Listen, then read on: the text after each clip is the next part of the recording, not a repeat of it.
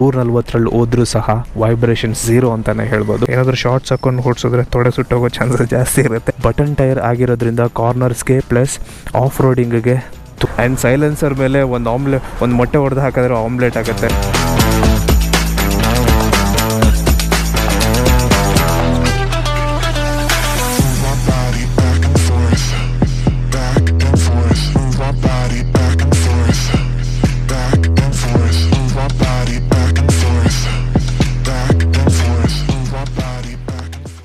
ನಮಸ್ತೆ ಕರ್ನಾಟಕ. ಇವತ್ತು February 14th ನನ್ನ ಗಾಡಿದು ಒಂದು ಓನರ್ಶಿಪ್ ರಿವ್ಯೂ ವಿಡಿಯೋ ಮಾಡೋಣ ಅಂತ ಅನಿಸ್ತು, ಅದಕ್ಕೆ ಹೊರಗಡೆ ಬಂದೆ. ಎನ್ಫೀಲ್ಡರು for the first time 650 twin cylinder ಇಂಜಿನ್ಸ್ನ ಲಾಂಚ್ ಮಾಡ್ತಾರೆ. The most refined engines of Royal Enfield ಅಂತಲೇ ಹೇಳ್ಬೋದು. ಅದರಲ್ಲಿ ಒಂದು ಕಾಂಟಿನೆಂಟಲ್ GT 650, ಇದು ಕೆಫೆ ರೇಸರ್ ಅಂತ ಕರೀತಾರೆ. ಇನ್ನೊಂದು ಟೂರಿಂಗ್ ಬೈಕ್ ಅಂತಲೇ ಕರೀತಾರೆ, ಅದು ಇಂಟರ್ಸೆಪ್ಟರ್ 650. ಎರಡರದ್ದು ಪರ್ಫಾರ್ಮೆನ್ಸ್ ಎಲ್ಲ ಚಾಲ್ಸಿ ಎಲ್ಲನೂ ಸೇಮ್ ಇರುತ್ತೆ. ಇದರ ಆಕ್ಸೆಸರೀಸ್ ಅದಕ್ಕಾಗುತ್ತೆ, ಅದರ ಆಕ್ಸೆಸರೀಸ್ ಇದಕ್ಕಾಗುತ್ತೆ. ಇಂಟರ್ಸೆಪ್ಟರ್ಗೂ ಮತ್ತು GT 650ಗೂ ಅಷ್ಟೊಂದೇನು ಡಿಫ್ರೆನ್ಸ್ ಇರೋದಿಲ್ಲ. ಓನ್ಲಿ ಸೆಟ್ಟಿಂಗ್ ಪೊಸಿಷನ್ನು, ಟ್ಯಾಂಕು ಮತ್ತು ಕ್ಲಿಪ್ ಆನ್ ಹ್ಯಾಂಡಲ್ ಬಾರ್ ಇವು ಮಾತ್ರನೇ ಚೇಂಜಸ್ ಇರುತ್ತೆ. ಮಿಕ್ಕಿದ್ದು ಚಾಲ್ಸಿ, ಇಂಜಿನ್ ಕೆಪಾಸಿಟಿ, ಪರ್ಫಾರ್ಮೆನ್ಸ್ ಎಲ್ಲನೂ ಸೇಮ್ ಟು ಸೇಮ್, ಏನು ಡಿಫ್ರೆನ್ಸ್ ಇರೋದಿಲ್ಲ. ಆದರೆ GT 650 ಒಂದು ಸ್ವಲ್ಪ ಅಗ್ರೆಸಿವ್ ಸೆಟ್ಟಿಂಗ್ ಪೊಸಿಷನ್ ಇರುತ್ತೆ. ಸೊ ಶಾರ್ಟ್ ರೈಡ್ಸ್ ಹೋಗೋದಕ್ಕೆ ಹೇಳಿ ಮಾಡಿಸಿದಂಥ ಗಾಡಿ. ಬಟ್ ಈ ಗಾಡಿನ ನಾನು ಟೂರಿಂಗ್ ಪರ್ಪಸ್ಗೆ ಅಂತ ಯೂಸ್ ಮಾಡ್ತಾ ಇದ್ದೀನಿ. ಇದನ್ನು ರೆಡಿ ಮಾಡಿರೋದೇ ಕೆಫೆ ರೇಸಿಂಗ್ ಪರ್ಪಸ್ಗೆ, ಒಂದು ಶಾರ್ಟ್ ರೈಡ್ ಹೋಗಿ ಒಂದು ಕಾಫಿ ಕುಡಿದು ಮತ್ತೆ ಮನೆಗೆ ವಾಪಸ್ ಬರೋ ಥರ. ಬಟ್ ಇದನ್ನು ನಾನು ಟೂರಿಂಗ್ ಬೈಕಾಗಿ ಯೂಸ್ ಮಾಡ್ತಾ ಇದ್ದೀನಿ. ಅದಕ್ಕೆ ಆದಂಥ ಕೆಲವೊಂದು ಸ್ಲೈಟ್ ಮಾಡಿಫಿಕೇಷನ್ಸ್ ಮಾಡಿದ್ದೀನಿ. ತುಂಬ ಎಕ್ಸ್ಪೆನ್ಸಿವ್ ಅಲ್ಲ, ಚೀಪ್ ಆ್ಯಂಡ್ ಬೆಸ್ಟ್ ಮಾಡಿಫಿಕೇಷನ್ಸ್ನ ಮಾಡ್ಕೊಂಡಿದ್ದೀನಿ. ಅಗೇನ್ ನನ್ನ ಡಿಪೆಂಡೆನ್ಸಿ ಏನಿದೆ ಅದ್ರ ಮೇಲೆ ಮಾತ್ರನೇ ನಾನು ಮಾಡಿಫಿಕೇಷನ್ಸ್ ಮಾಡ್ಕೊಂಡಿದ್ದೀನಿ. ಅದನ್ನೆಲ್ಲ ಇವಾಗ ಎಕ್ಸ್ಪ್ಲೇನ್ ಮಾಡ್ತೀನಿ. ನೆಕ್ಸ್ಟು ಟಯರ್ಸು ಮೊನ್ನೆ ತಾನೇ ಚೇಂಜ್ ಮಾಡಿಸಿದೆ. First Pirelli Phantom basic tyres ಕೊಟ್ಟಿದ್ದರು, ಅದರಲ್ಲಿ 10,000 ಕಿಲೋಮೀಟರ್ಸ್ನ ಓಡಿಸಿದ್ದೆ. ಅದಾದಮೇಲೆ ನಾನು ಟಿಮ್ಸನ್ ಟೈರ್ಸ್ಗೆ ಅಪ್ಗ್ರೇಡ್ ಮಾಡಿಕೊಂಡೆ. ಒಂದು ಸ್ವಲ್ಪ ಎಕ್ಸ್ಪೆನ್ಸಿವ್ ಟೈರ್ಸು 11,000 ರುಪೀಸ್ ಆಯಿತು ನನಗೆ, ಫ್ರಂಟು ಮತ್ತು ಬ್ಯಾಕು ಟಿಮ್ಸನ್ ಟೈರ್ಸು. ಬಟ್ ಅದರಲ್ಲಿ ಡ್ಯೂರಬಿಲಿಟಿ ಬಂತು. ಟೈರ್ ಸೈಜ್ ದೊಡ್ಡದಿದ್ದರಿಂದ ಗಾಡಿ ಪರ್ಫಾರ್ಮೆನ್ಸ್ ಸ್ವಲ್ಪ ಕಡಿಮೆ ಆಯಿತು. ಸ್ಪೀಡು, ಪಿಕಪ್ಪು ಮತ್ತು ಮೈಲೇಜಲ್ಲಿ ತುಂಬಾ ಕಡಿಮೆ ಫೀಲ್ ಆಯಿತು ನನಗೆ. ಬಟ್ ಅದಾದಮೇಲೆ ಈಗ ಡೇ ಬಿಫೋರ್ ಎಸ್ಟರ್ಡೇ ನಾನು ರಾಲ್ಕೋ ಸ್ಪೀಡ್ ಬ್ಲಾಸ್ಟರ್ ಅಂತ ಟೈರ್ಸ್ ಬಂದಿದೆ, ಇದನ್ನು ಟ್ರೈ ಮಾಡಿದೆ. ಜಸ್ಟ್ 2 ಡೇಸ್ ಓಡಿಸಿದ್ದೀನಿ ಅಷ್ಟೇ. ಇದರಲ್ಲಿ ಗಾಡಿ ಪರ್ಫಾರ್ಮೆನ್ಸ್ ಮಾತ್ರ ಎಕ್ಸಲೆಂಟ್ ಆಗಿದೆ. ಲೈಟ್ ವೆಯ್ಟ್ ಟೈರ್ಸ್ ಅಂತಲೇ ಹೇಳ್ಬೋದು. The best tyres for continental GT 650 ಮತ್ತು ಇಂಟರ್ಸೆಪ್ಟರ್ 650ಗೆ. ಯಾಕಂದರೆ ಈ ಸೆಗ್ಮೆಂಟಲ್ಲಿ ಟೈರ್ಸು ಸಿಗೋದು ತುಂಬಾ ಕಷ್ಟ. ವೆರಿ ಫ್ಯೂ ಬ್ರ್ಯಾಂಡ್ಸ್ ಮಾತ್ರನೇ ಈ ಟೈರ್ಸ್ನ ಪ್ರೊಡ್ಯೂಸ್ ಮಾಡ್ತವೆ. ಅದರಲ್ಲಿ ನಾನು ಆಫ್ ರೋಡಿಂಗ್ ಮತ್ತು ಆನ್ ರೋಡಿಂಗ್ಗೆ ಎರಡಕ್ಕೂ ಸೂಟ್ ಆಗಲಿ ಅನ್ನೋ ಕಾರಣಕ್ಕೋಸ್ಕರ ಬಟನ್ ಟೈರ್ಸ್ನ ತೊಗೊಂಡಿದ್ದೀನಿ. ಇದು ಹಾಕ್ಸಿದಾದ್ಮೇಲೆ ಗಾಡಿ ಲುಕ್ಕೇ ಚೇಂಜ್ ಆಗಿದೆ. Actually this is good. ಇದು front tyre, again Ralco Speed Blaster. So ಇದು ಬಂದುಬಿಟ್ಟು 1,900 ರುಪೀಸ್ ಆಯಿತು ನನಗೆ ಫ್ರಂಟ್ ಟೈರು. ರೇರ್ ಟೈರ್ ಬಂದು ನನಗೆ 3,900 ರುಪೀಸ್ ಆಯಿತು. ಸೊ 6,000 ರುಪೀಸ್ ಎಲ್ಲ ಫಿಟ್ಟಿಂಗ್ ಚಾರ್ಜಸ್ ಎಲ್ಲ ಸೇರಿ 6,000 ರುಪೀಸ್ ಆಯಿತು. ಅದು ಬೆಸ್ಟ್ ಅಂತಲೇ ಹೇಳ್ಬೋದು. ಯಾಕಂದರೆ ಪ್ರಿವಿಯಸ್ಲಿ ನಾನು ಟಿಮ್ಸನ್ ಯೂಸ್ ಮಾಡ್ತಿದ್ದೆ. ಎಕ್ಸ್ಪೆನ್ಸಿವ್ ಇತ್ತು, ಸೈಜು ದೊಡ್ಡದಾಗಿತ್ತು, ಪರ್ಫಾರ್ಮೆನ್ಸ್ ಕಡಿಮೆ ಇತ್ತು. ನನಗೆ ಅದಷ್ಟೊಂದೇನು ಕಂಫರ್ಟ್ ಅನಿಸಿಲ್ಲ. ಬಟ್ ಇದು ತುಂಬಾ ಲೈಟ್ ವೆಯ್ಟ್ ಟೈರ್ಸು. ಗಾಡಿ ಓಡಿಸ್ತಾ ಇದ್ದೀವಿ ಅನ್ನೋದೇ ಗೊತ್ತಾಗಲ್ಲ. ನನಗಂತೂ ಆ್ಯಕ್ಚುಲಿ ತುಂಬಾ ಡಿಫ್ರೆನ್ಸ್ ಫೀಲ್ ಆಗ್ತಿದೆ ಟಿಮ್ಸನ್ ಟೈರ್ಸ್ ಯೂಸ್ ಮಾಡಿದಾದ್ಮೇಲೆ ರಾಲ್ಕೋ ಟೈರ್ಸ್ ಯೂಸ್ ಮಾಡಿರೋದಕ್ಕೆ. 649cc parallel twin engine 47 horse ಪವರ್ನ ಪ್ರೊಡ್ಯೂಸ್ ಮಾಡುತ್ತೆ. The most powerful engines of Royal Enfield ಅಂತಲೇ ಹೇಳ್ಬೋದು. ಇದು BS4 ಇಂಜಿನ್. ಈಗ BS6ನ ಲಾಂಚ್ ಮಾಡಿದ್ದಾರೆ.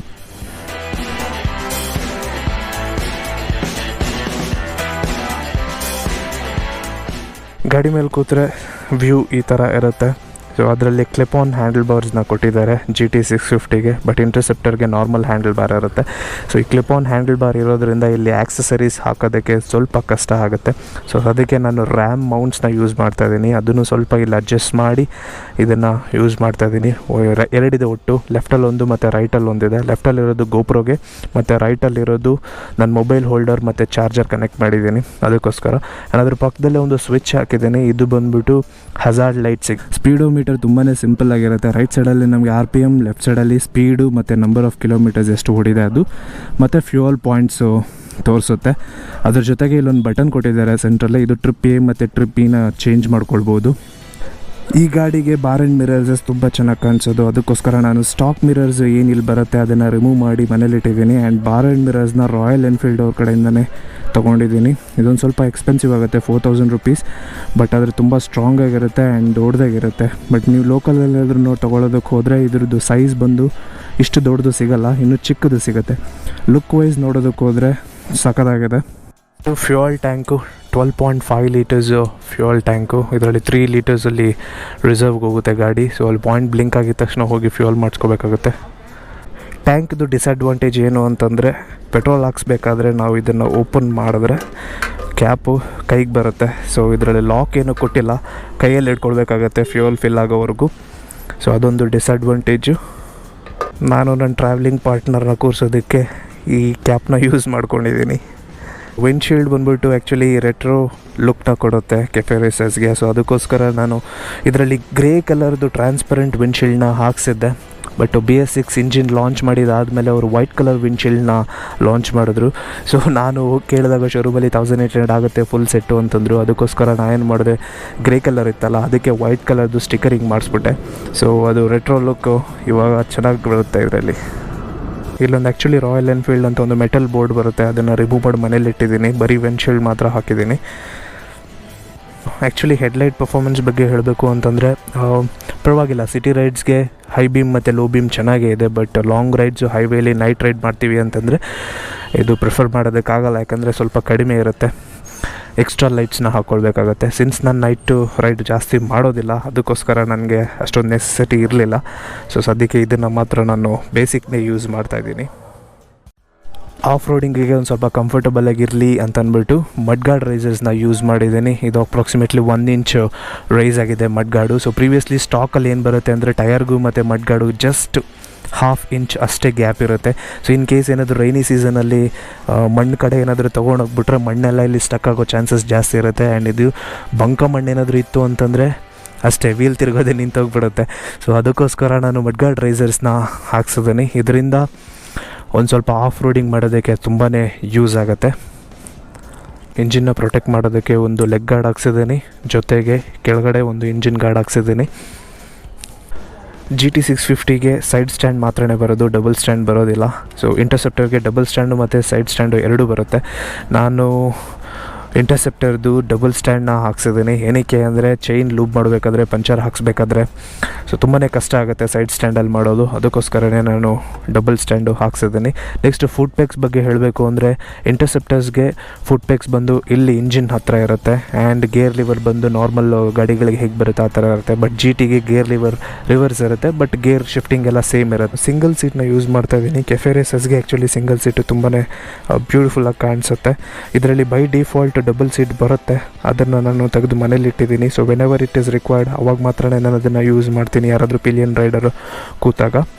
ಆ್ಯಂಡ್ ಈ ಸೀಟ್ ಮೇಲೆ ಅಡ್ವೆಂಚರ್ ಅಂತ ಒಂದು ಸ್ಟಿಕರಿಂಗ್ ಮಾಡಿಸಿ ವರ್ಲ್ಡ್ ಮ್ಯಾಪ್ನ ಹಾಕ್ಸಿದ್ದೀನಿ.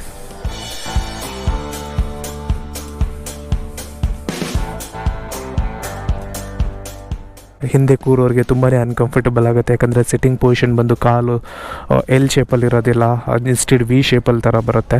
ಸೊ ಅದೊಂದು ಸ್ವಲ್ಪ ಅನ್ಕಂಫರ್ಟಬಲ್ ಆಗುತ್ತೆ. ಸೊ ಹಿಂದೆ ಕೂರೋರಿಗೆ ಕಾಲು ನೋವು ಬರೋ ಚಾನ್ಸಸ್ ಜಾಸ್ತಿ ಇರುತ್ತೆ. ಏನಕ್ಕೆಂದರೆ ಎರಡೂ ಫುಟ್ ಪೆಕ್ಸ್ ಬಂದುಬಿಟ್ಟು ಸೈಲೆನ್ಸರ್ ಮೇಲೇ ಇದೆ. ಈ ಸೈಲೆನ್ಸರ್ಸ್ ಬಂದು ಅಪ್ರೈಟ್ ಸೈಲೆನ್ಸರ್ಸ್ ಆಗಿರೋದ್ರಿಂದ ಒಂದು ಸ್ವಲ್ಪ ಹೈಟ್ ಜಾಸ್ತಿ ಇರುತ್ತೆ. ಸೊ ಸ್ಯಾಡಲ್ ಬ್ಯಾಗ್ಸ್ ಏನಾದರೂ ಹಾಕಬೇಕಂದ್ರೂ ಕಷ್ಟ ಆಗುತ್ತೆ. ಇದು ಚೈನ್ ಮತ್ತು chains pocket. So chains pocket ಬಂದುಬಿಟ್ಟು 30,000 ಕಿಲೋಮೀಟರ್ಸ್ವರೆಗೂ ಓಡಿಸ್ಬೋದು ಅಂತ ಎನ್ಫೀಲ್ಡ್ ಅವರು ಹೇಳ್ತಾರೆ. ಅಗೈನ್ ನಾವು ಹೆಂಗೆ ಮೇಂಟೈನ್ ಮಾಡ್ತೀವಿ ಅದ್ರ ಮೇಲೆ ಹೋಗುತ್ತೆ.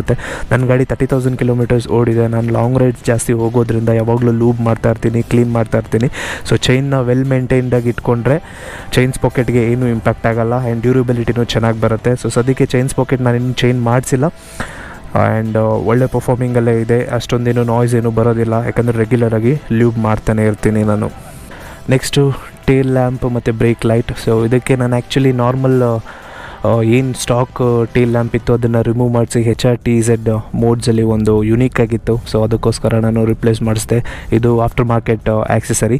ಅದ್ರ ಜೊತೆಗೆ ಲೋಕಲ್ ಇಂಡಿಕೇಟರ್ಸ್ನ ಯೂಸ್ ಮಾಡ್ತಿದ್ದೀನಿ. ನಾರ್ಮಲ್ ಇಂಡಿಕೇಟರ್ಸ್ ಬಂದು ಸ್ವಲ್ಪ ದಪ್ಪ ಇರುತ್ತೆ, ಬಟ್ ಇದು ಬಂದು LED indicators cheap and best ಅಂತ ಹಾಕ್ಸಿದೆ.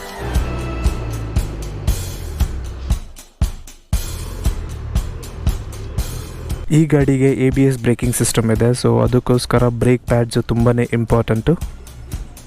ಇದುವರೆಗೂ 30,000 ಕಿಲೋಮೀಟರ್ಸಲ್ಲಿ ನಾನು ಆಲ್ಮೋಸ್ಟ್ ರೇರ್ ಬ್ರೇಕ್ ಪ್ಯಾಡ್ಸ್ನ ಒಂದು 4 ಸರಿ ಚೇಂಜ್ ಮಾಡಿಸಿದ್ದೀನಿ. ಏನಕ್ಕೆ ಅಂದರೆ ನಾನು ರೇರ್ ಬ್ರೇಕ್ನ ಜಾಸ್ತಿ ಯೂಸ್ ಮಾಡ್ತಾಯಿರ್ತೀನಿ. ನಾನು ಸಿಟಿ ಒಳಗಡೆ ಜಾಸ್ತಿ ಓಡಿಸೋದ್ರಿಂದ ಅದು ಸೌದೋಗೋದು ಸಹಜ. ಸೊ ಅದಕ್ಕೋಸ್ಕರ ನಾನು ರಿಪ್ಲೇಸ್ ಮಾಡ್ತಾಯಿರ್ತೀನಿ. ಇದು ಸ್ವಲ್ಪ ಎಕ್ಸ್ಪೆನ್ಸಿವ್ ಆಗುತ್ತೆ. ಈ ಗಾಡಿದು ಮೇಯ್ನ್ ಅಟ್ರಾಕ್ಷನ್ ಬಂದು dual silencer. So 650cc parallel twin engine ಆಗಿರೋದ್ರಿಂದ 2 ಸೈಲೆನ್ಸರ್ನ ಕೊಟ್ಟಿದ್ದಾರೆ. ತುಂಬಾ ಸ್ಮೂತ್ ಸೌಂಡ್ ಬರುತ್ತೆ. ಆ್ಯಂಡ್ ಆಫ್ಟರ್ 100 ಕಿಲೋಮೀಟರ್ಸ್ ಓಡಿಸಿದಾದ್ಮೇಲೆ ಒಂದು ಬಡ್ ಅಂತ ಸೌಂಡ್ ಬರುತ್ತೆ. ಅದು ಮಾತ್ರ ಕ್ರೇಜಿಯಾಗಿರುತ್ತೆ. ಯಾವುದೇ ಆಫ್ಟರ್ ಮಾರ್ಕೆಟ್ ಸೈಲೆನ್ಸರ್ಸು ನನಗೆ ಬೇಕಾಗಿಲ್ಲ ಅಂತ ಅನ್ನಿಸ್ತು, ಯಾಕಂದರೆ ನಾರ್ಮಲ್ ಸೌಂಡೇ ಕ್ರೇಜಿಯಾಗಿದೆ ಇದರಲ್ಲಿ.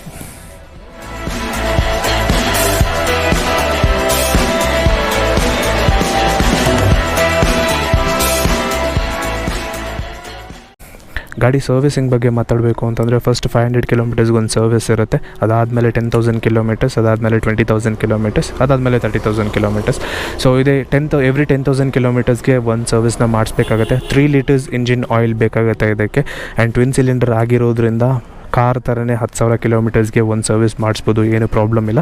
ಆದರೆ ನಾನು ಸಿನ್ಸ್ ಲಾಂಗ್ ರೈಡ್ಸ್ ಜಾಸ್ತಿ ಹೋಗ್ತಾ ಇರೋದ್ರಿಂದ ಅಪ್ರಾಕ್ಸಿಮೇಟ್ಲಿ ಒಂದು 7,000-6,000 ಕಿಲೋಮೀಟರ್ಸ್ ಹತ್ತತ್ರ ಬಂದಾಗ ಒಂದು ಆಯಿಲ್ ಟಾಪಪ್ ಮಾಡಿಸಿ ಮತ್ತು ಜನರಲ್ ಚೆಕಪ್ನ ಮಾಡಿಸ್ಕೊಂಡು ಗಾಡಿನ ತೊಗೊಂಡು ಹೋಗ್ತೀನಿ. ನಿಮಗೂ ಅದನ್ನೇ ಸಜೆಸ್ಟ್ ಮಾಡ್ತೀನಿ. 10,000 ಕಿಲೋಮೀಟರು ಓಡಿಸ್ಬೋದು, ಸರ್ವಿಸ್ ಮಾಡಿಸ್ತೀರಾ ಅಂತ ಅಂದ್ಕೊಂಡು ಎತ್ಕೊಂಡು ಹೋಗ್ಬಿಡ್ಬೇಡಿ. ಅವಾಗ ಜನರಲ್ ಚೆಕಪ್ ಸಹ ಮಾಡಿಸಿ ಒಂದು ಲಾಂಗ್ ರೈಡ್ ಹೋಗೋಕ್ಕಿಂತ ಮುಂಚೆ. 1 ವರ್ಷ 1.5 ವರ್ಷಕ್ಕೆಲ್ಲ ಒಂದು ಸ್ವಲ್ಪ ಬೋರ್ ಆಗಿಬಿಡುತ್ತೆ. ಬಟ್ ಇವತ್ತವರೆಗೂ ನನಗೆ ಈ ಗಾಡಿ ಬೋರ್ ಅಂತ ಅನಿಸಿಲ್ಲ. ಏನಕ್ಕೆ ಅಂದರೆ ತಗೊಂಡಾಗ ಏನು ಸ್ಪೀಡ್ ಪಿಕಪ್ ಆ ಪರ್ಫಾರ್ಮೆನ್ಸ್ ಏನಿತ್ತು ಈಗಲೂ ಅದೇ ಪರ್ಫಾರ್ಮೆನ್ಸ್ ಇದೆ, ಅಷ್ಟೊಂದೇನು ಚೇಂಜಸ್ ಇಲ್ಲ. ಆ್ಯಂಡ್ ಅದು ಸೂಪರ್ ಸ್ಮೂತ್ ಗಾಡಿ ಅಂತಲೇ ಹೇಳ್ಬೋದು. ನೀವು 140 ಕಿಲೋಮೀಟರ್ ಸ್ಪೀಡಲ್ಲಿ ಟ್ರಾವೆಲ್ ಮಾಡ್ತಿದ್ರು ಗಾಡಿ ಒಂಚೂರು ವಾಬಲ್ ಆಗೋಲ್ಲ, ವೈಬ್ರೇಷನ್ ಬರೋಲ್ಲ. ಗಾಡಿ ಪರ್ಫಾರ್ಮೆನ್ಸ್ ಬಗ್ಗೆ ಬೇರೆ ಮಾತೇ ಇಲ್ಲ. ನಾನು ತೊಗೊಂಡಾಗ ಎಷ್ಟು ಚೆನ್ನಾಗಿತ್ತು ಗಾಡಿ, ಈಗಲೂ ಅಷ್ಟೇ ಚೆನ್ನಾಗಿದೆ. ಸೇಮ್ ಪರ್ಫಾರ್ಮೆನ್ಸ್, ಎಲ್ಲೂ ಅಷ್ಟೊಂದು ವೇರಿ ಆಗ್ತಾಯಿಲ್ಲ. ಏನಕ್ಕೆ ಅಂದರೆ ಅಷ್ಟೇ ರೆಗ್ಯುಲರಾಗಿ ನಾನು ಮೇಂಟೈನ್ ಮಾಡ್ಕೊಳ್ತಾ ಬಂದಿದ್ದೀನಿ. ಮೈಲೇಜ್ ರಿಲೇಟೆಡ್ ಬಂದರೆ ಎಸ್ ಅಫ್ಕೋರ್ಸ್ ಕಡಿಮೆ ಕೊಡುತ್ತೆ ಮೈಲೇಜು. ಸಿಟಿ ಒಳಗಡೆ ಬಿಟ್ವೀನ್ 20-23 ಇಷ್ಟೇ ಕೊಡೋದೆ ಸಿಟಿ ಒಳಗಡೆ. ಬಟ್ ಸಿಟಿಯಿಂದ ಆಚೆ ಹೈವೇಲಿ ಕ್ರೂಸ್ ಮಾಡಿದ್ರೆ ಒಂದೇ ಸ್ಪೀಡಲ್ಲಿ 4,000 to 5,000 RPM ಒಳಗಡೆ ಬಿಟ್ವೀನ್ 80-100 ಕಿಲೋಮೀಟರ್ ಸ್ಪೀಡಲ್ಲಿ ಕಾನ್ಸ್ಟೆಂಟ್ ಸ್ಪೀಡಲ್ಲಿ ಏನಾದರೂ ಕ್ರೂಸ್ ಮಾಡಿದ್ರೆ ಡೆಫಿನೆಟ್ಲಿ 25ಕ್ಕಿಂತ ಜಾಸ್ತಿ ಮೈಲೇಜ್ ಕೊಟ್ಟೇ ಕೊಡುತ್ತೆ. ನೆಕ್ಸ್ಟ್ ರಾಯಲ್ ಎನ್ಫೀಲ್ಡ್ ಅಂತ ಅಂದಿದ ತಕ್ಷಣ ನಮಗೆ ಫಸ್ಟು ಜ್ಞಾಪಕ ಬರೋದು ವೈಬ್ರೇಷನ್ಸ್. 90 ಕಿಲೋಮೀಟರ್ ಸ್ಪೀಡ್ ಕ್ರಾಸ್ ಆಗಿದ ತಕ್ಷಣ ನೀವು ರಾಯಲ್ 360 ಕ್ಲಾಸಿಕ್ ಆಗಲಿ 500 ಕ್ಲಾಸಿಕ್ ಆಗಲಿ ಈ ಗಾಡಿಗಳಲ್ಲೆಲ್ಲ ವೈಬ್ರೇಷನ್ ಸ್ವಲ್ಪ ಜಾಸ್ತಿ ಬರುತ್ತೆ. ಬಟ್ ಈ ಗಾಡೀಲಿ ನೀವು 140ರಲ್ಲಿ ಹೋದ್ರೂ ಸಹ ವೈಬ್ರೇಷನ್ಸ್ 0 ಅಂತಲೇ ಹೇಳ್ಬೋದು. ತುಂಬಾ ಸ್ಮೂತಾಗಿರುತ್ತೆ. ಟ್ವಿನ್ ಸಿಲಿಂಡರ್ ಆಗಿರೋದ್ರಿಂದ ನಾಯ್ಸ್ ಬಂದುಬಿಟ್ಟು ಸೂಪರ್ ಸ್ಮೂತಾಗಿರುತ್ತೆ. ಅಂದರೆ ತುಂಬ ಕಡಿಮೆ ಡಿಸ್ಅಡ್ವಾಂಟೇಜಸ್ಸು. ಪಿಲಿಯನ್ ರೈಡ್ಸ್ಗೆ ಸೂಟಬಲ್ ಬೈಕ್ ಅಲ್ಲ, ಸೋಲೋ ರೈಡ್ಸ್ಗೆ ಬೆಸ್ಟ್ ಬೇಕಂತಲೇ ಹೇಳ್ಬೋದು. ನೆಕ್ಸ್ಟ್ ಬಂದು ಗಾಡಿ ಸ್ಟಾರ್ಟ್ ಆಗಿದ ತಕ್ಷಣವೇ ಇಮ್ಮಿಡಿಯೇಟಾಗಿ ದಗ ಅಂತ ಹೀಟ್ ಆಗಿಬಿಡುತ್ತೆ. ಆ್ಯಂಡ್ 10 ಕಿಲೋಮೀಟ್ರ್ 20 ಕಿಲೋಮೀಟ್ರ್ ಸಿಟಿ ಒಳಗಡೆ ಟ್ರಾಫಿಕಲ್ಲಿ ಓಡಿಸಿದ್ದು ಆದಮೇಲೆ ಮಾತ್ರ ಇನ್ನೂ ದಗ ಅಂತ ಉರಿತಾ ಇರುತ್ತೆ. ಸೈಲೆನ್ಸರ್ ಮೇಲೆ ಒಂದು ಆಮ್ಲೆಟ್ ಹಾಕ್ಕೊಂಡು ಆರಾಮಾಗಿ ತಿನ್ಬೋದು, ಅಷ್ಟು ಹೀಟಾಗಿರುತ್ತೆ. ಫಸ್ಟ್ ಟೈಮ್ ಕೂರೋರು ಕಾಲೊಂದು ಸ್ವಲ್ಪ ಅಗಲ ಇಟ್ಕೊಂಡು ಕೂತ್ರೆ ಪರವಾಗಿಲ್ಲ, ಇಲ್ಲ ಅಂದರೆ ಕಾಲು ಸುಟ್ಕೊಳ್ಳೋ ಸಾಧ್ಯತೆಗಳು ಜಾಸ್ತಿ ಇರುತ್ತೆ. ಏನಕ್ಕೆ ಅಂದರೆ ಸ್ವಲ್ಪ ಇಂಜಿನ್ ಪಕ್ಕದಲ್ಲೇ ಕಾಲು ಈ ಥರ ಬರುತ್ತೆ. ಸೊ ಒಂದು ಫುಲ್ ಪ್ಯಾಂಟ್ ಹಾಕ್ಕೊಂಡು ಗಾಡಿ ಓಡಿಸಿದ್ರೆ ಈ ಗಾಡಿನ ಓಡಿಸಿದ್ರೆ ಒಳ್ಳೆಯದು. ಬೈ ಮಿಸ್ಟೇಕಾಗಿ ಟಚ್ ಮಾಡಿದ್ರೆ ಸುಮ್ಮನೆ ಸ್ಕಿನ್ ಸುಟ್ಟೋಗುತ್ತೆ, ಅದೊಂದು ಡಿಸ್ಅಡ್ವಾಂಟೇಜಸ್ಸು. ಅದನ್ನು ಬಿಟ್ಟರೆ ಸ್ಪೇರ್ ಪಾರ್ಟ್ಸು ಸಿಗೋದು ಒಂದು ಸ್ವಲ್ಪ ಕಷ್ಟ. ಸಮ್ಟೈಮ್ಸು ಸರ್ವಿಸ್ ಸೆಂಟರ್ಗಳಲ್ಲಿ ಸ್ವಲ್ಪ ದಿನ ವೆಯ್ಟ್ ಮಾಡಬೇಕಾಗತ್ತೆ, ಯಾಕಂದರೆ ಅವ್ರು ಆರ್ಡರ್ ಮಾಡಿ ತರಿಸ್ಬೇಕಾಗತ್ತೆ, ಅದೊಂದು ಡಿಸ್ಅಡ್ವಾಂಟೇಜು. ಅದನ್ನು ಬಿಟ್ಟರೆ ಟ್ಯಾಂಕು ಕ್ಯಾಪು ಇದನ್ನು ಓಪನ್ ಮಾಡಿದ್ರೆ ಕೈಯಲ್ಲಿರುತ್ತೆ, ಅದೊಂದು ಸ್ವಲ್ಪ ಅನ್ಈಸಿನೆಸ್ಸು ಫೀಲ್ ಆಗುತ್ತೆ. ನೆಕ್ಸ್ಟು ಆ್ಯಕ್ಸಸರೀಸಿಗೆ ಬಂದರೆ ಆಫ್ಟರ್ ಮಾರ್ಕೆಟಲ್ಲಿ ಇದಕ್ಕೆ ಆ್ಯಕ್ಸಸರೀಸು ಒಂದು ಸ್ವಲ್ಪ ಕಡಿಮೆನೇ ಸಿಗೋದು. ಟೂರಿಂಗ್ ಕಿಟ್ಟು ಅವೆಲ್ಲ ಒಂದು ಸ್ವಲ್ಪ ಮಾಡಿಫೈ ಮಾಡಿ ಹಾಕ್ಸ್ಕೊಳ್ಬೇಕಾಗತ್ತೆ ಅಷ್ಟೇ ಇದು ರಿಲೇಟೆಡ್ ಡಿಸ್ಅಡ್ವಾಂಟೇಜಸ್ಸು. ಅದನ್ನು ಬಿಟ್ಟರೆ ನನಗೇನು ಅಷ್ಟೊಂದು ಡಿಸ್ಅಡ್ವಾಂಟೇಜಸ್ ಇದುವರೆಗೂ ಫೀಲ್ ಆಗಿಲ್ಲ. ಮೇಂಟೆನೆನ್ಸ್ ವೈಸ್ ಬಂತು ಅಂದರೆ ಎಸ್ ಅಫ್ಕೋರ್ಸ್ ಮಿಡಲ್ ಕ್ಲಾಸ್ ಫ್ಯಾಮಿಲಿಯವರು ಆರಾಮಾಗಿ ಮೇಂಟೈನ್ ಮಾಡ್ಬೋದು. ಏನಕ್ಕೆ 10,000 ಕಿಲೋಮೀಟರ್ಗೆ ಒಂದು ಸರ್ವಿಸ್ ಕೊಡ್ತೀವಿ. ನಾನು ಇದುವರೆಗೂ ಒಂದು ಸರ್ವಿಸಿಗೆ ಬಿಟ್ಟರೆ ಮಿನಿಮಮ್ 3,500 ರೂಪೀಸ್ ಆಗುತ್ತೆ. ಅದು 3,000 ರೂಪೀಸ್ ಬರೀ ಆಯಿಲಿಗೆ ಹೋಗುತ್ತೆ. ಮಿಕ್ಕಿದ 500 ರೂಪೀಸ್ ಬಂದುಬಿಟ್ಟು ಏನಾದರೂ ಏರ್ ಫಿಲ್ಟರ್ಸು ಅದು ಇದು ಚೇಂಜಸ್ ಏನಾದರೂ ಆಗಿದರೆ ಅದಕ್ಕೆ ಹೋಗುತ್ತೆ. ಸೊ ಅದನ್ನು ಬಿಟ್ಟರೆ ಬೇರೆ ಏನು ಡಿಸ್ಅಡ್ವಾಂಟೇಜಸ್ ಇಲ್ಲ.